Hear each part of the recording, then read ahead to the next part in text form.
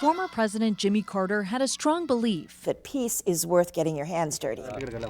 Through the Carter Center, he rolled up his sleeves to fight neglected diseases with efforts to end river blindness and guinea worm in the Americas and Africa. How many on your voters? Carter waged peace by preventing and resolving conflicts. He often spoke his mind, never shying away from injustice. That is a rare opportunity for someone to really speak with from a very respected position and be listened to by a broad audience, but also to say what he feels needs to be said. Carter believed you can't make peace only talking to friends.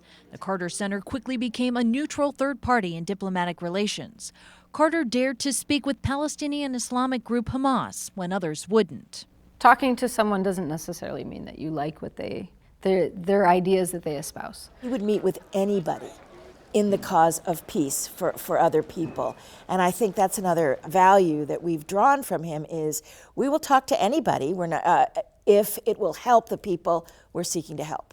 He is our secret ingredient. He's an icon, irreplaceable, and the access that he provides is very, very important. Dr. Frank Richards spent time on the ground with Carter in Africa. Hi, everyone. He says Carter knew they couldn't begin to eliminate diseases without engaging politicians and diplomats. And President Carter negotiated what was called the guinea worm ceasefire. And he basically got people to put their guns down for a period of time so that the program could get set up. And I really believe that from that ceasefire, the dialogue began. But he was also approachable. During a staff meeting at the Carter Center, he didn't think twice when a staff member brought up her interest in art history. President and Mrs. Carter were sitting right here, and President Carter said, "Oh, well, you know, Mrs. Carter and I are going up to the High Museum this afternoon. Would you like to come along?" So that's an example of how engaged he's been with the Carter Center staff. If the worm comes out of a joint, say in your knee. It's Carter's persistence and tenacity, realizing disease eradication doesn't happen overnight. That's part of the legacy he leaves the center bearing his name. Persisting with projects that are helping but slowly.